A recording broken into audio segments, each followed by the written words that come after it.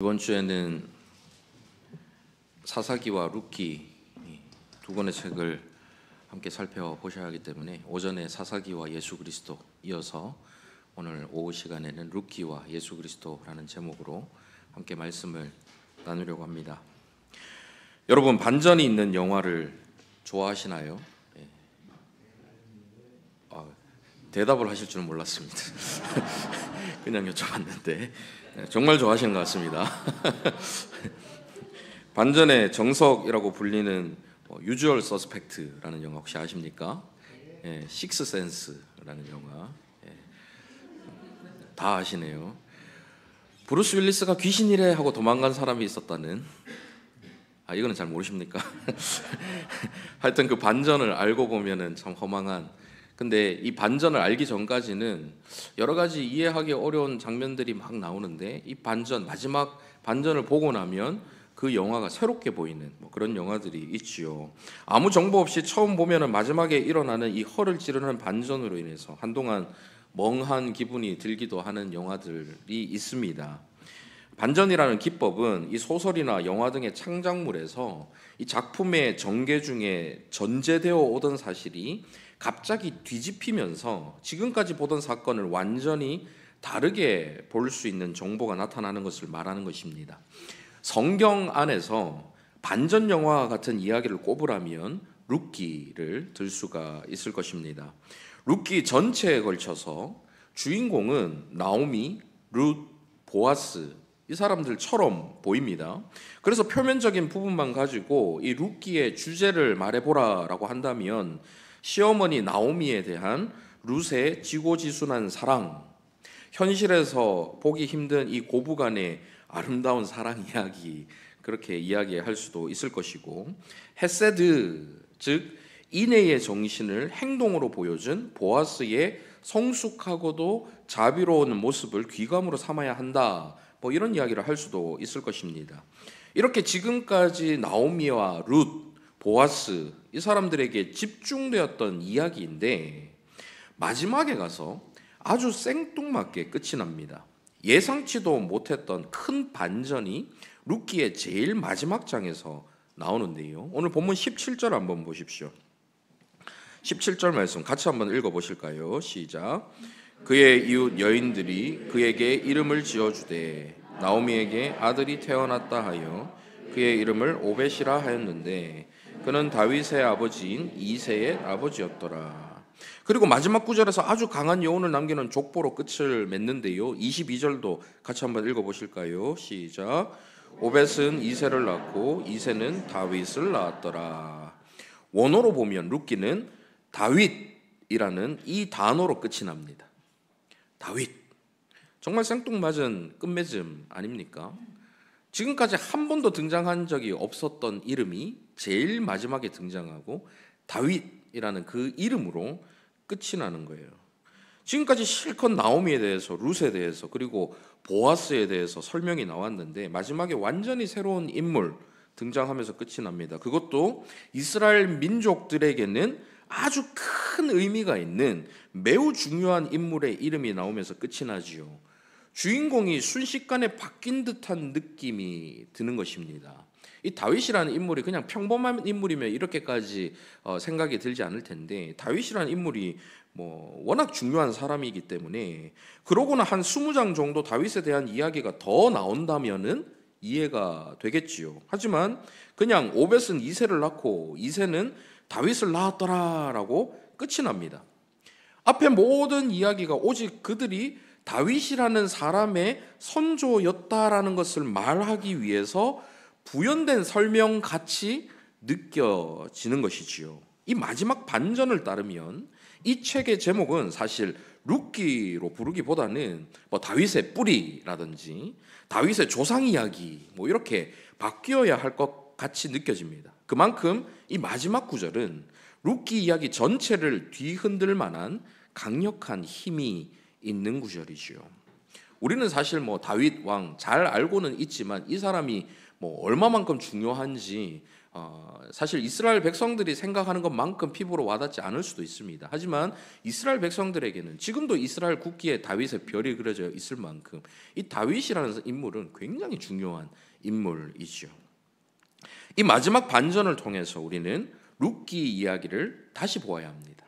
마치 마지막 반전이 무엇인지를 알고 나서 영화를 처음부터 다시 보면 그 영화를 반전을 모를 때, 끝을 모를 때 처음 볼 때와는 완전히 다르게 해석할 수 있는 것처럼 이 마지막 구절을 통해서 룻기 이야기가 단순히 룻이라는 한 개인, 나오미와 엘리멜렉이라는 한 가정의 구원 이야기도 아니고 룻과 보아스의 사랑 이야기도 아니라는 것을 알 수 있는 것입니다. 룻기는 바로 사사 시대와 같이 암울한 시대에도 룻과 보아스 같은 믿음의 사람을 예비하셔서 그들을 통해서 다윗 왕이 태어나도록 역사하신 하나님의 섭리와 열심에 대한 이야기라는 것이지요.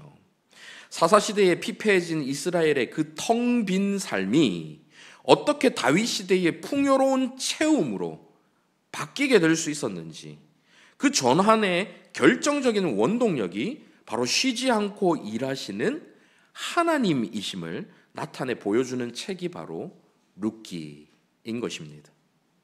이 룻기 4장이라는 짧은 분량에도 불구하고 구약을 통틀어서 책 전체의 분량을 놓고 비교해 봤을 때 구속하다라는 뜻을 가진 가알이라는 동사의 이 어근이 가장 많이 사용된 책이 바로 룻기입니다. 이 동사의 어근에서 나온 용어들이 구약 전체에 총 116회가 사용되었다고 하는데요.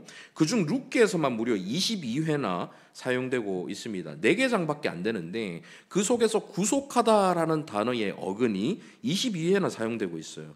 이렇게 단순 수치만을 놓고 보더라도 룻기가 하나님의 구원 역사, 즉 구속사에서 얼마나 중요한 책인지를 알 수가 있는 것입니다. 이러한 반전, 마지막에 드러난 진짜 주제의 이 안경을 가지고 룻기를 한번 살펴보도록 하겠습니다. 룻기 1장 1절이 어떻게 시작하고 있습니까? 같이 한번 읽어보실까요? 시작. 사사들이 치리하던 때에 그 땅에 흉년이 드니라.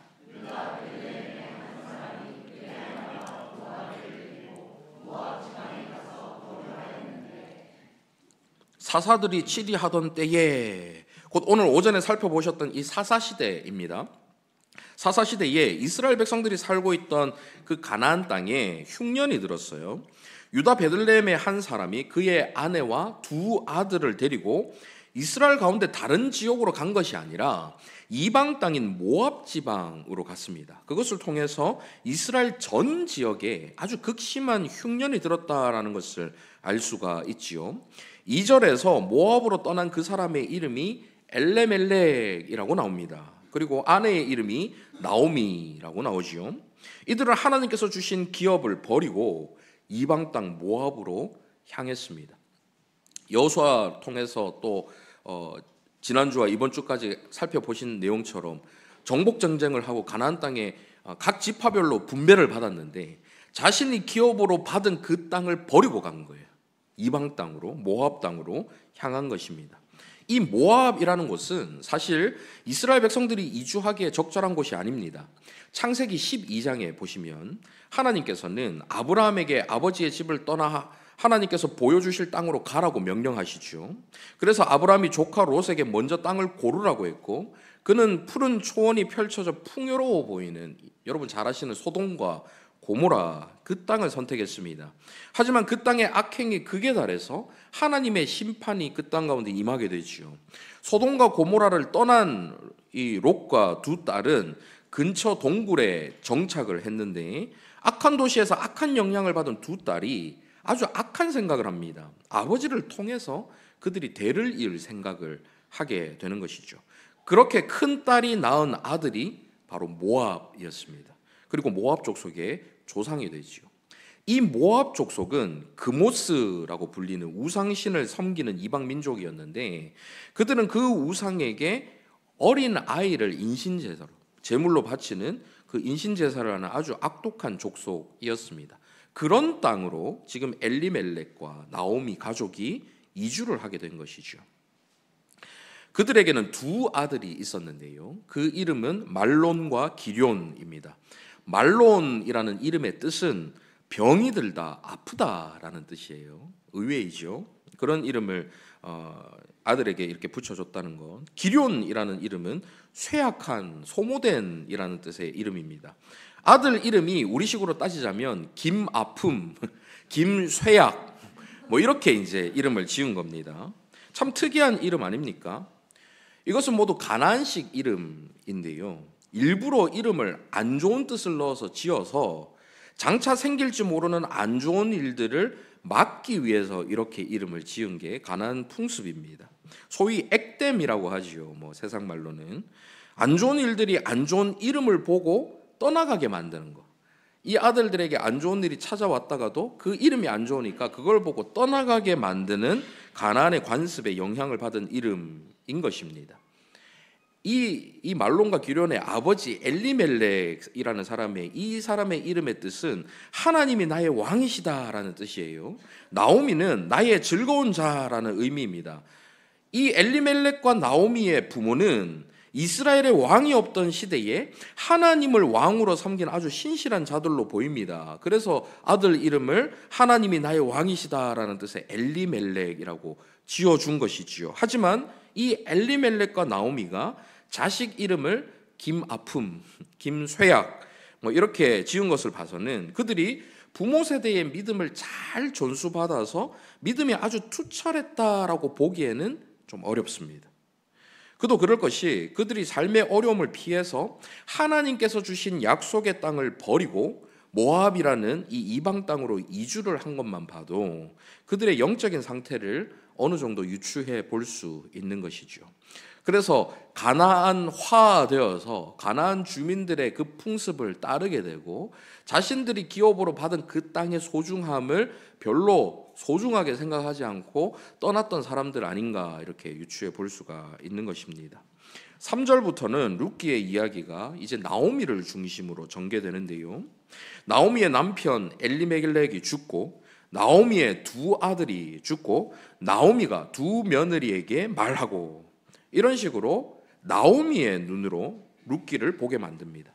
이것을 통해서 우리가 읽어내야 하는 것은 흉년이라는 고난을 피해서 이주한 이 모압이라는 이방 땅에서 남편도 죽고 유일하게 의지했던 아들들도 죽어버려서 더 이상 의지할 대상도 없고 삶의 소망도 잃어버린 고난 중에 있는 한 여인의 슬픔과 아픔, 상실과 텅 빈 그 공허함을 읽어낼 수가 있는 것이죠. 그것을 읽어낼 때에 그 다음에 나오는 구절이 더 큰 감동으로 다가올 수 있는 것입니다.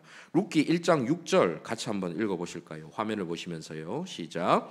그 여인이 모압 지방에서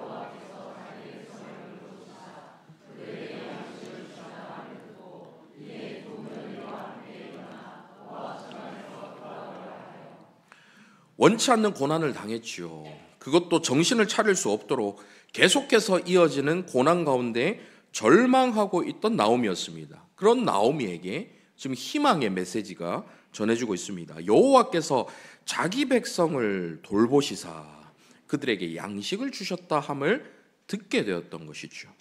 이것이 불행을 당할 때에 우리의 삶이 텅 비게 되었을 때에 이를 탄식하고 원망하며 주저앉아서는 안 되는 이유입니다. 여기서 돌보시사라고 번역된 단어의 원어 파카드라는 단어인데요. 이 단어는 방문하다, 주의 깊게 살펴보다라는 의미를 갖고 있습니다. 무슨 뜻입니까? 오랫동안 기근으로 황폐해진 이스라엘의 땅에 하나님께서 직접 찾아가셨다는 것입니다. 직접 방문해서 양식을 풍성히 주셨음을 생생하게 표현해 주고 계신 것이죠.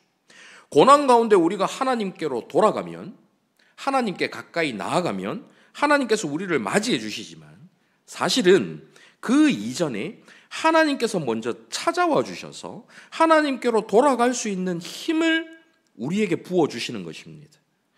이처럼 우리 하나님은 저와 여러분의 고난을 방관하시는 분이 아니십니다.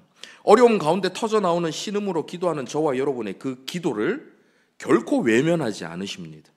저와 여러분 곁에 파카드 찾아와 주셔서, 방문해 주셔서 저와 여러분의 곁에서 함께 울어주시며 그 고난의 구렁텅이에서 건져주시는 분이 바로 자비와 긍휼의 하나님이신 것이지요. 때로는 너무 지쳐서 하나님께 기도할 힘조차 없을 때가 있습니다. 때로는 하나님께 다시 나와야지 생각은 해도 행동으로 옮겨지지 않을 때가 있지요. 자꾸 뭔가가 잘 안 풀리는데, 하는 일마다 자꾸 꼬이고 뭔가 잘 안 되는데 다시 시작은 해야겠는데 그게 뜻대로 되지 않는 경우가 종종 있습니다. 그럴 때 저와 여러분에게 필요한 것은 그런 저와 여러분을 변함없이 주목하시고 찾아오셔서 문을 두드리시는 하나님을 그저 마음 열고 받아들이기만 하면 된다라는 이 사실을 기억하는 것입니다. 그럴 때 그분으로부터 터져 나오는 그 은혜가 고난으로 인해 뻥 뚫린 공허한 저와 여러분을 가득 채우게 될 줄 믿습니다. 파카드의 은혜, 찾아가시고 방문하시는 주님의 그 은혜가 고난 가운데서 주님을 찾을 수조차 없는 저와 여러분, 그 연약하고 힘든 순간이 온다 할지라도 그 순간에 그 은혜로 다시 일어날 수 있기를 간절히 바랍니다. 고난이라는 것을 원하는 사람은 아무도 없습니다. 고난 자체가 우리에게 주는 유익은 전혀 없습니다. 고난에서 무슨 유익을 얻을 수 있겠습니까? 그 고난을 통해 얻게 되는 그 다음 것, 즉 고난 때문에라도 하나님께 다시 돌아옴이 있기 때문에 오늘 오전에도 살펴보신 것처럼 징계를 통해서 하나님께 회개하고 나아오는 것, 이것이 그 징계의 유익, 고난의 유익인 것이죠. 고난 자체가 유익한 게 아니라 그 고난 때문에라도 하나님께 다시 돌아올 수 있다면 그 고난이 유익을 만들어내는 것입니다. 나오미에게 고난은 모압에서, 이방 땅 모압에서 이스라엘 베들레헴으로 돌아가기로 결정하게 만든 가장 큰 동력이었습니다. 만약 그 땅에서 모압에서 고난 없이 살았다면, 남편도 잘 되고 자식들도 잘 되고 그곳에서 잘 먹고 잘 살았다면 아마 그녀는 결코 베들레헴으로 돌아오지 않았을 것입니다.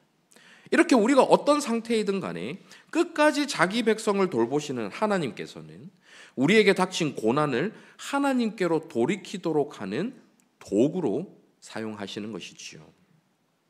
중간에 오르바라고 하는 한 며느리는 자신의 고향으로 돌아갑니다. 다른 며느리인 룻과 함께 나오미는 베들레헴으로 다시 돌아오지요. 그런데 고향에 돌아와도 그들의 앞날은 여전히 막막하기만 합니다. 고대 사회에서 여성들이 할 수 있는 일이 그렇게 많지를 않습니다.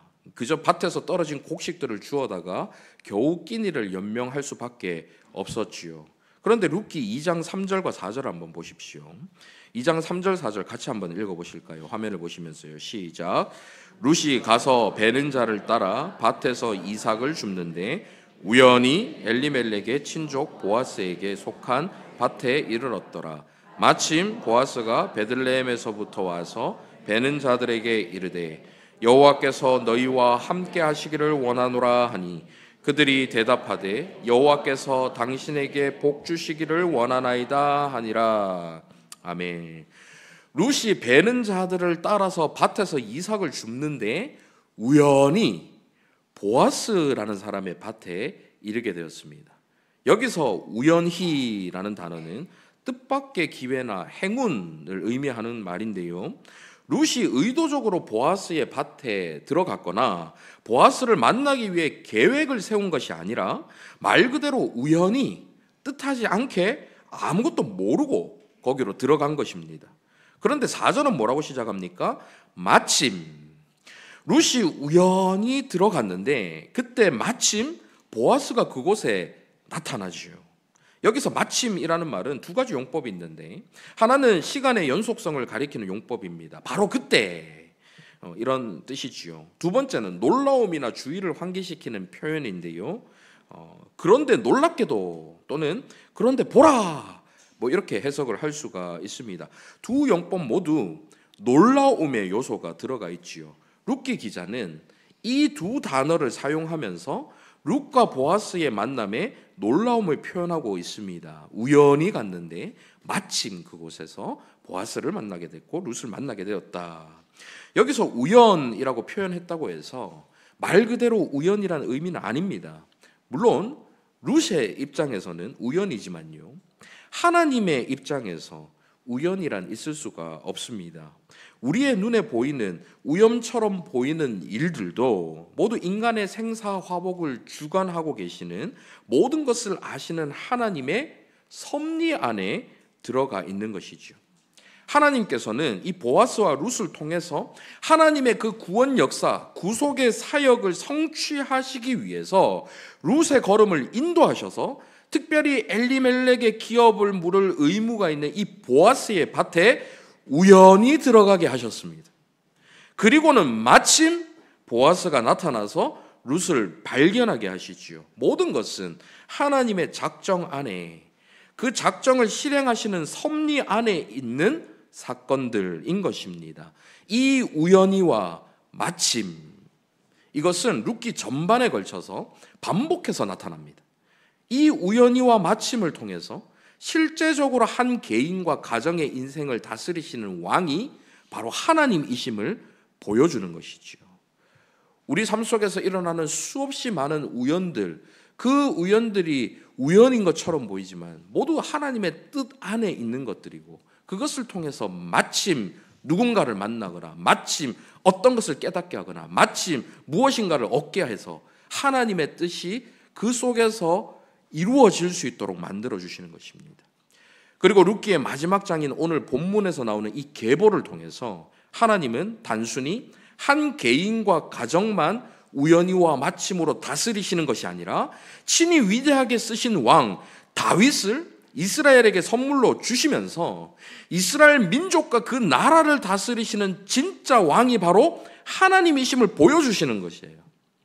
그때 이스라엘에게 왕이 없으므로 각기 자기 소견에 옳은 대로 행하였더라라고 말하는 그 사사시대에 하나님께서 왕이심을, 모든 것을 섭리하시는 진정한 왕이심을 보여주고 계신 것입니다.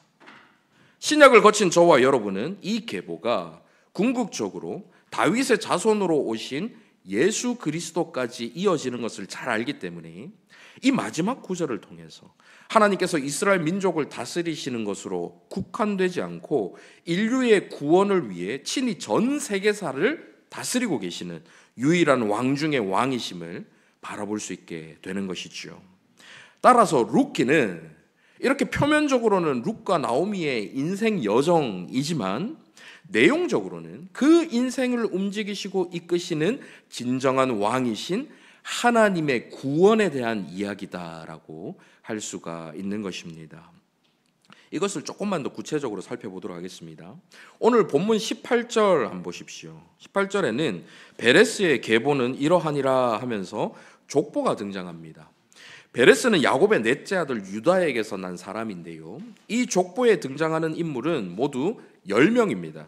하지만 베레스로부터 다윗까지가 10세대만 있었다라고 할 수가 없습니다. 베레스라는 이 사람은 기원전 1900년경에 출생한 사람이고 다윗은 기원전 1040년경에 출생했기 때문에 약 이 900년에 가까운 기간 동안 10세대만 살았다라고 보기는 어렵지요. 따라서 본문의 족보는 꼭 필요한 사람들만 선택적으로 기록한 요약된 족보라고 할 수 있습니다.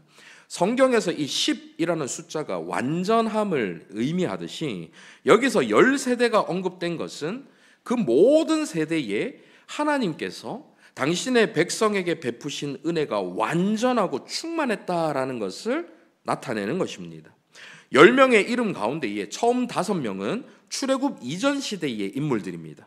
그리고 그 다음 5명은 가나안 정착 이후의 인물들이지요. 이 족보에서 출애굽이 중심이 된 이유는 하나님께서 그들의 선조 아브라함에게 후손을 번성하게 하셔서 적과 꿀이 흐르는 땅을 주겠다라는 언약을 신실하게 지키셨다라는 것을 보여주기 위함입니다. 따라서 이 족보의 전반은 아브라함의 언약에 드러난 하나님의 인애를, 후반은 시내산 모세 언약에서 드러난 하나님의 인애를 상징하는 것이죠. 아브라함의 언약과 시내산의 언약, 그 속에 담겨있는 하나님의 헤세드, 그 인애를 모두 다 드러내 보여주고 있는 것입니다. 또 그 두 언약과 인애가 합쳐진 결정체가 바로 다윗 왕국이다라는 것이죠. 하지만 아무리 강력한 왕국이라도 인간의 왕위는 영원할 수가 없습니다. 룻기의 이 족보는 필연적으로 다윗의 후손으로 오신 예수 그리스도에게까지 나아갈 수밖에 없는 것이죠. 하나님의 백성이 유대인들을 대상으로 기록한 신약 성경 마태복음을 한번 보십시오. 그 마태복음에서 어떻게 시작합니까? 아브라함과 다윗의 자손 예수 그리스도의 계보라, 이렇게 선언하며 시작합니다. 거기다가 마태복음 1장 3절부터 6절 한번 보십시오. 같이 한번 읽어보실까요? 시작.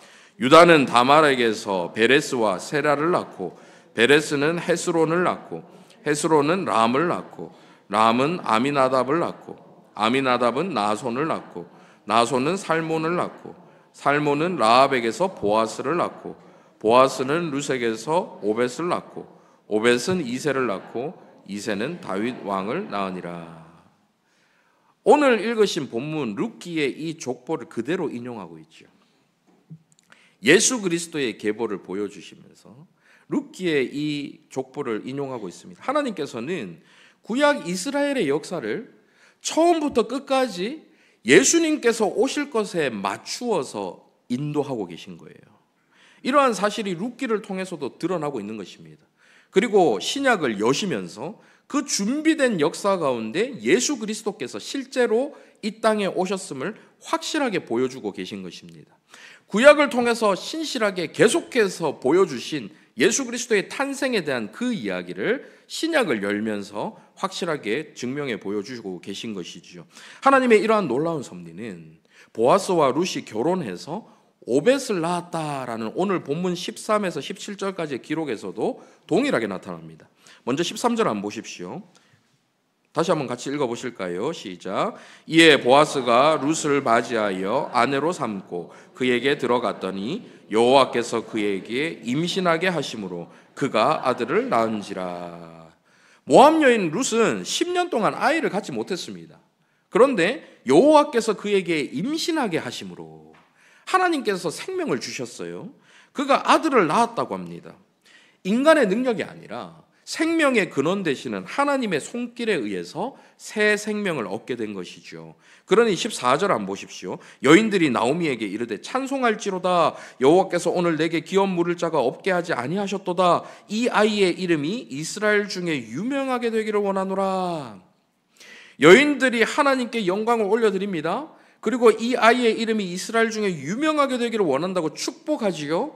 그 축복 그대로 그 아이의 이름은 다윗과 예수 그리스도의 계보에 포함되어 성경에 기록됩니다. 그리고 오늘 저와 여러분까지 알게 되는 아주 유명한 이름이 되는 것이지요. 룻이 낳은 아들 오벳, 이 오벳은 이렇게 나오미의 생명의 회복자가 되었습니다.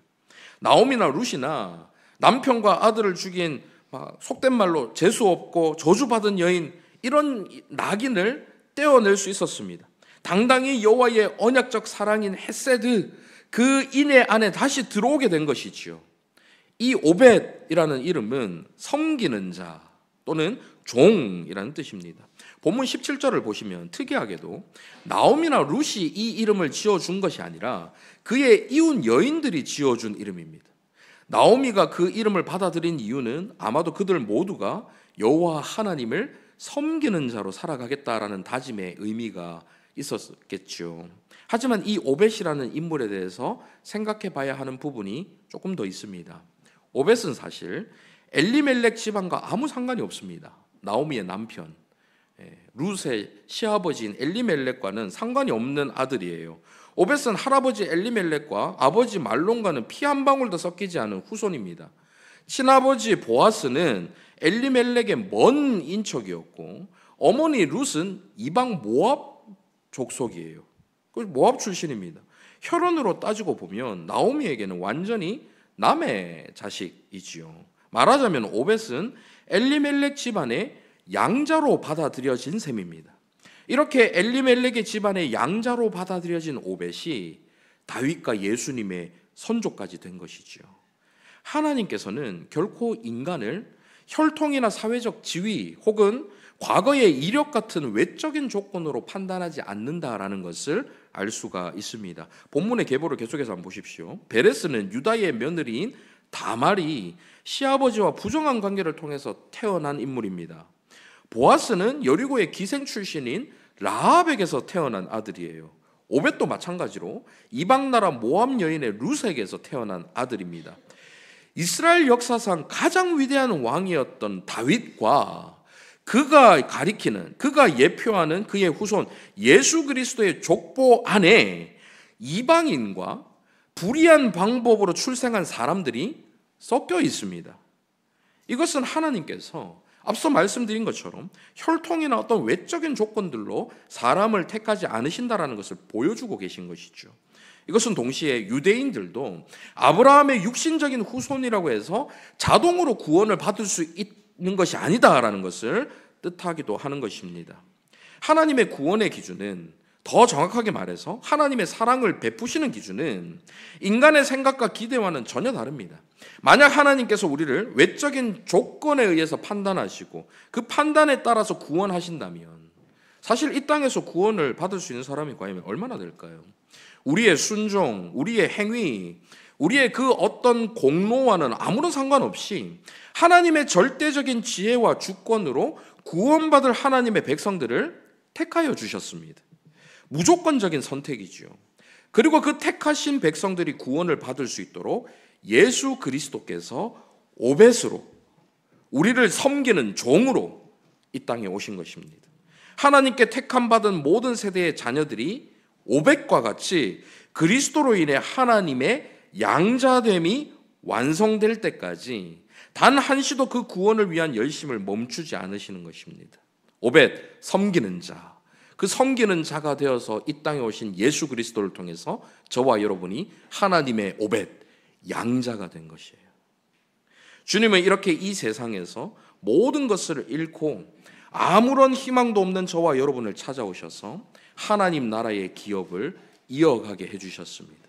주님의 핏값으로 우리를 사셨기 때문에 어떠한 상황 속에서도 결코 우리를 포기하지 않으십니다.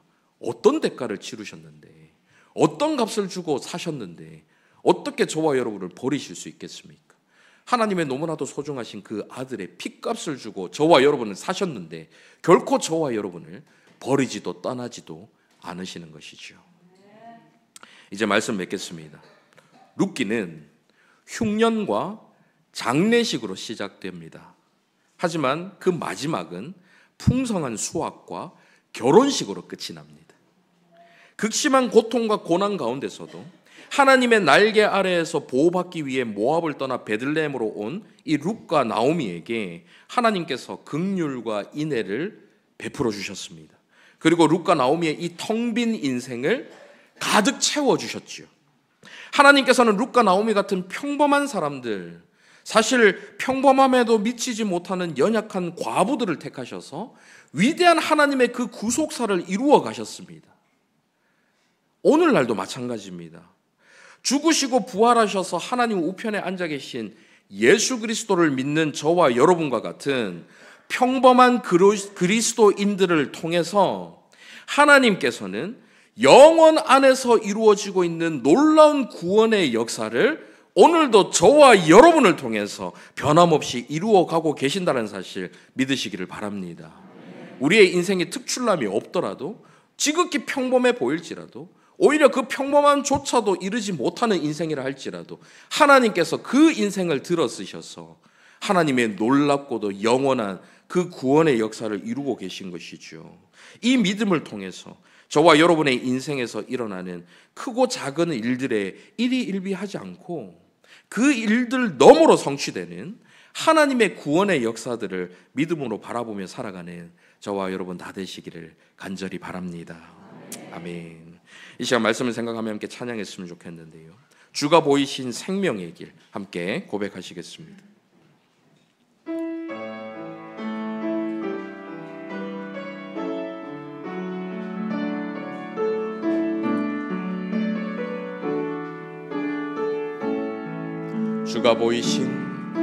주가 보이신 생명의 길 나 주님과 함께 상한 마음을 들이며 주님 앞에 나가리.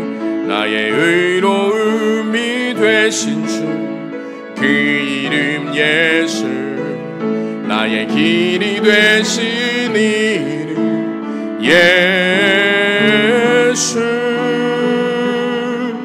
나의 길 오직 그가 하시나니. 나를 단련하신 후에 내가 정금같이 나오리라. 주가 보이신 생명의 길, 주가 보이신 생명의 나 주님과 함께 상한 마음을 들이며 주님 앞에 나가리. 나의 의로움이 되신 주 그 이름 예수, 나의 길이 되신 이름 예수. 나의 길 오직 그가 하시나니.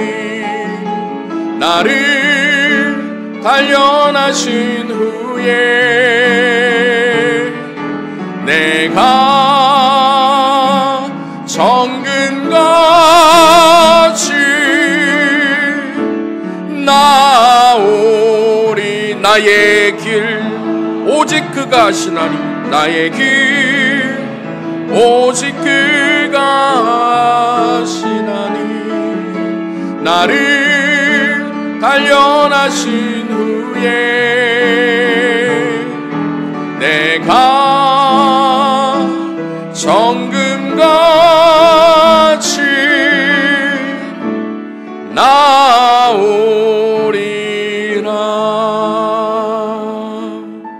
이 시간 말씀을 생각하며 함께 기도했으면 좋겠는데요, 우리 삶 속에는 여러 가지 크고 작은 일들이 일어납니다. 때로는 이해하기 어렵습니다. 왜 이런 일을 하나님께서 허락하실까? 때로는 불평이 나오기도 하지요. 어려운 일들이 계속해서 연속될 때에는 하나님께서 정말 나와 함께 하시는 것이 맞나? 그런 생각이 들 때도 있습니다. 하지만 하나님이 저와 여러분에게 그 어려움, 고난을 허락하실 때는 그 고난 자체가 목적이 아닙니다. 그것을 통해서 이루고자 하시는 하나님의 더 큰 계획, 놀라운 뜻이 있는 것이죠.